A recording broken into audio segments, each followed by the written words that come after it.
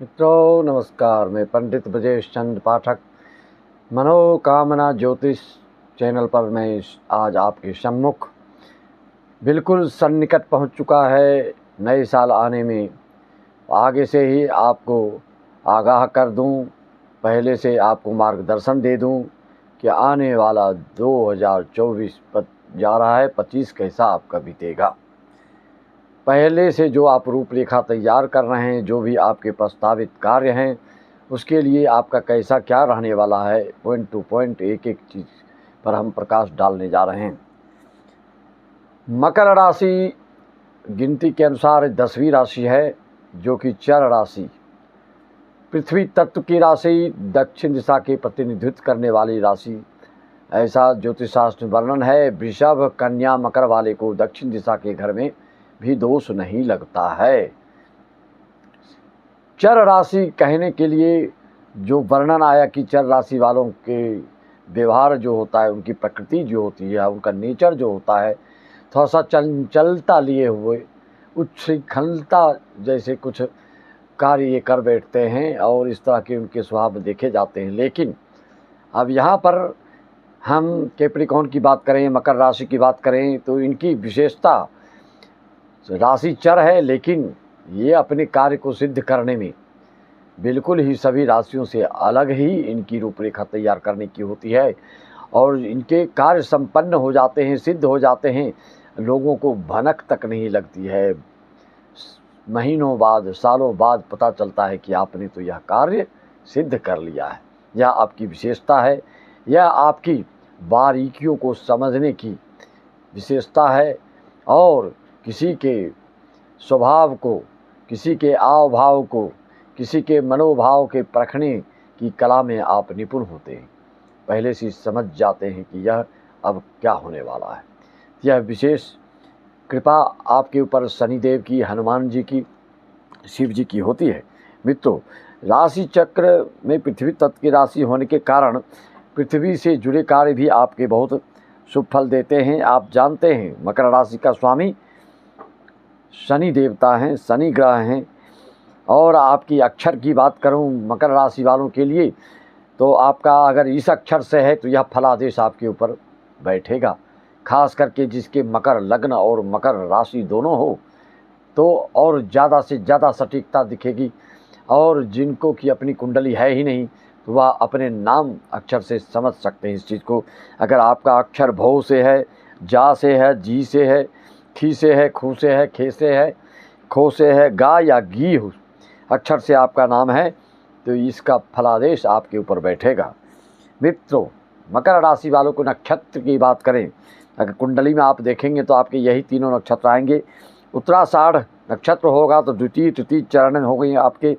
श्रवण के चारों चरण मकर राशि में आते हैं और धनिष्ठा का प्रथम चरण, धनिष्ठा नक्षत्र का प्रथम चरण ही आता है मकर राशि में।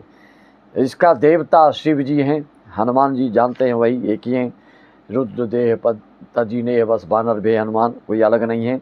उन्होंने ही राम जी का दासत्व ग्रहण करने के लिए अपना रूप परिवर्तन कर लिया। मकर राशि को का जो नेचर की बात हम करें तो ध्यान दीजिए, आपका नेचर कैसा होता है, आपका स्वभाव क्या होता है, आपकी गतिविधि क्या होती है। राशिगत जानकारी जो ज्योतिष शास्त्र में दिया है, अनेक शास्त्रों में, कि आप बहुत ही मेहनत कश आदमी हैं, बहुत परिश्रमी व्यक्ति होते हैं, वफादार होते हैं, प्रकृति के ऐसे आदमी, बिल्कुल हरफन मौला बिल्कुल, लेकिन अनुशासन प्रिय, किसी भी कार्य को करने की तत्परता देखते ही आपकी बनती है। आप में विशेष जीवटता होती है। अपने लक्ष्य के प्रति, अपने एम के प्रति, अपने उद्देश्य के प्रति आप निर्बाध रूप से अपने कार्य को संचालित रखते हैं और उस वहाँ तक, अपने मुकाम तक पहुँचने के लिए आप लगातार कार्य करते रहते हैं। बीच में आपकी हिम्मत टूटती नहीं है। शॉर्टकट कोई कार्य करना आपको पसंद नहीं, भले धीरे धीरे होता है लेकिन मजबूती से आप आगे बढ़ते और अपने लक्ष्य तक पहुंचने के बाद ही आप दम लेने वाले होते हैं। ईमानदारी भी विशेष होती है, हो भी क्यों नहीं। राशि अनुसार गुण आपका, इतना ईमानदारी से आप काम करते हैं। भले ईर्ष्या का भाव किसी कारण से किसी के प्रति हो सकती है, लेकिन ईमानदारी कभी किसी लेन देन के हिसाब किताब में आप बिल्कुल पाई पाई का हिसाब रखते हैं और किसी का धोखाधड़ी बेईमानी करने से बहुत दूर रहते हैं। मित्रों, हो भी क्यों नहीं, क्योंकि मकर राशि का स्वामी शनि जो कि ग्रहों के न्यायाधीश कहलाए गए हैं। न्यायाधीश होकर आप कैसे छल कपट कर सकते हैं? न्याय आपके स्वभाव में रग रग में समाहित होता है और कर्म प्रधान भी शनि देवता को माना गया है। तो ऐसे जातक इसीलिए बहुत परिश्रमी और बहुत ही अथक प्रयास करके अपने लक्ष्य को प्राप्त कर ही लेने वाले होते हैं। अपने परिश्रम के बदौलत, अपने पौरुषता के बदौलत, अपनी लगनशीलता के बल पर आप अपने लक्ष्य की ओर बढ़ते चले जाते हैं। विषम से विषम परिस्थितियों का सामना करते हुए भी एक से एक अवरोध, चट्टानों और समुद्र की गहराइयों को भी फाड़ते चीरते हुए अपने मुकाम तक पहुंचने में आप रास्ता बनाने में कुशल होते हैं, दक्ष होते हैं, निपुण होते हैं। आपके जो है दूरदर्शिता बिल्कुल ही राय परामर्श आपसे लेने लायक होता है। पहले से ही आपको एहसास, अनुभूति हो जाती है। अपना मार्ग प्रशस्त कर लेते हैं। अपनी पैनी नज़र से आप अपने कार्य के प्रति बिल्कुल सावधान, अलर्ट और सतर्क रहते हैं। माहिर कुशल हैं, धैर्यवान, उच्च महत्वाकांक्षी और कर्तव्यपरायण प्रकृति में होती है। निडर होते हैं आप, बौद्धिक क्षमता आप में विशेष होती है। सोच समझकर किसी से मित्रता करते हैं और खर्च करते हैं, यह आपकी विशेषता होती है। रिस्क लेकर कोई बड़े मुकाम पर पहुंचने के लिए आप कभी भी तत्परता नहीं दिखाते हैं। कई लोग जैसे रिस्क लेकर 2-4 लाख के मालिक हैं और 10 लाख लगाकर आप ज़्यादा से ज़्यादा कमाई करें, इस तरह का खेल आप नहीं खेलते। जिसको फलता है वह करते हैं ऐसा। इसलिए कभी कभी इस तरह के भाव नहीं होने के कारण आप ज़्यादा तरक्की कभी कभी इसी कारण से नहीं कर पाते हैं, लेकिन अपनी जीवटता के कारण लक्ष्य की ओर लगातार बढ़ते चले जाते हैं। आपके स्वभाव के अनुसार आप में थोड़ा सा आवेग और द्वेष, ईर्ष्या, किसी को आसपास के व्यक्तियों को ज़्यादा सफलता देख के मन में हो सकता है। वैसे यह राशिगत जानकारी है। आपकी कुंडलियों के अनुसार देखा जाए तो उसमें फिर फलादेश में अंतर आ सकता है। कार्यों में आप विशेष सफलता प्राप्त करते हैं। मित्रों, अपने कार्य को गुप्त रूप से संपन्न करने वाले में मकर राशि अद्वितीय माना जाता है। लोगों को महीनों बाद पता चलता है अपने कार्य सिद्ध करने के बाद भी।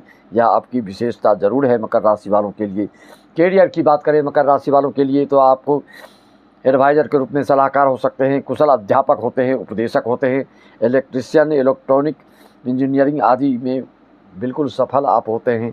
मेडिकल तथा कानूनी सचिव आदि में, रियल एस्टेट से संबंधित कारोबार में, रत्न व्यवसाय आदि में, शोध के कार्य में, फिल्मी क्षेत्र से में आप बिल्कुल सफल होते हैं।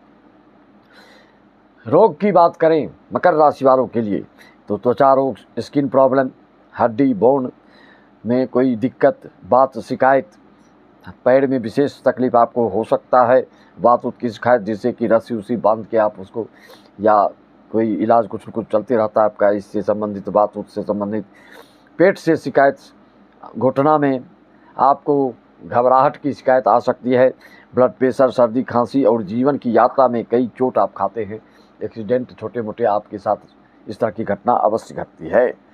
वाहन चलाने में ऐसे जातक को विशेष ध्यान रखना चाहिए। अगर कुंडली में किसी न किसी प्रकार से और कोई ग्रह गलत योग दे तो आपको एक्सीडेंट से हमेशा सावधान रहना चाहिए। मित्रों की बात करें, मित्रता करने की बात करें तो मकर राशि वाले मित्रता बड़े सोच समझ कर करने वाले होते हैं और जिससे मित्रता करते हैं उसको जीवन पर्यंत निभाने वाले होते हैं। और मित्रों के बल पर, दोस्तों के बल पर, अपने संगी साथियों के बल पर आप बहुत ही ऊंचाइयों को प्राप्त करने वाले होते हैं। ऊंचाई प्राप्त करने के बावजूद भी आप अपने दोस्तों को, मित्रों को छोड़ते नहीं हैं, उनका हमेशा सहयोग करने के लिए आप तत्पर रहते हैं और इस वफादारी के कारण आपको सब भली भली आपकी प्रशंसा करते हैं। मित्रों, 29 मार्च 2025 आपका कैसा रहने वाला है? 29 मार्च 2025 के बाद आप जानते हैं मकर राशि वालों को 7.5 से मुक्ति मिल जाएगी। मुक्ति मिलते ही आपको बहुत ही अच्छी खबर मिलना प्राप्त हो जाएगा। जैसा कि जानते हैं आप 18 मई 2025 को राहु कुंभ में यानी मकर राशि वालों के लिए धन भाव में आ जाएंगे और अपने मित्र की राशि में रहेंगे तो धन के लिए भी, कुटुंब परिवार में भी सौहार्द प्रेम पूर्वक काफ़ी सुधार आएगा और अच्छा रहेगा। पराक्रम भाव में चल रहे हैं अभी राहु, 4:30 बजे राशि परिवर्तन राहु का होगा 29 मार्च 2025 को। 15 मई 2025 में राशि परिवर्तन 2:30 बजे रात में बुध के स्वामित्व मिथुन राशि में गुरु देवता राशि परिवर्तन करेंगे, जो कि आपके षष्ठम भाव में पड़ेंगे। तो यह भी शुभ फल देने वाले रहेंगे। कोई केस मुकदमा शत्रु आदि व्याधि आदि से मुक्त कर देंगे, आपको स्वस्थ कर देंगे, मन माफिक कार्य आपका बनने जा रहा है। मित्रों, षष्ठम में गुरु हर तरह के शुभ फल देने वाले रहेंगे और धार्मिक चीज़ों में व्यय आदि कराते रहेंगे। केतु अष्टम होने से आपको गिरने पड़ने के लिए योग देंगे, तो इसके लिए आप सावधान हो जाएं, इनकी शांति आदि कर लें, हनुमान चालीसा प्रतिदिन पाठ करें तो आपके लिए शुभ है। शिव जी का रुद्राभिषेक करें। जो मकर राशि के विद्यार्थी हैं वह अगर ओम शुम शुक्राय का पाठ करें तो आपके लिए विद्या बाधा में या देश विदेश जाकर पढ़ाई करने के लिए किसी प्रकार की दिक्कत अवरोध आ रहा हो तो ये दूर हो जाएगी। ओम शुम शुक्राय करने से आपकी विद्या अर्जन में, आपके अध्ययन में भी एकाग्रता बढ़ जाएगी। काल पुरुष के अनुसार आपके यहाँ के शुक्र के स्वामी होते हैं, तो शुक्र के ध्यान प्रार्थना आराधना जप तप करने से आपकी विद्या निर्बाध रूप से संपन्न होते हैं।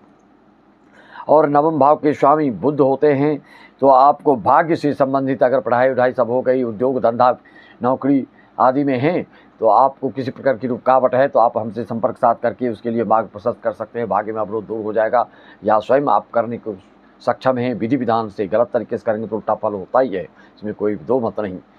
तो उसके लिए आपको ओम ब्राम ब्रीम ब्रौम सह बुधाय नमः का जाप कराइए, चिटचिटा लकड़ी से हवन कराइए, आदि चीज़ों से संबंधित पारिवारिक हो, चाहे सामाजिक हो या आर्थिक हो या दाम्पत्य जीवन हो या कुटुंब परिवार की बात हो या नौकरी आदि की बात हो, किसी प्रकार की आपको शंका समाधान हो तो आप संपर्क करके 501 में सारी जानकारियाँ प्राप्त कर सकते हैं। संपूर्ण जीवन की जानकारी 1501 में PDF बनाकर आप तक पहुँचा दिया जाता है।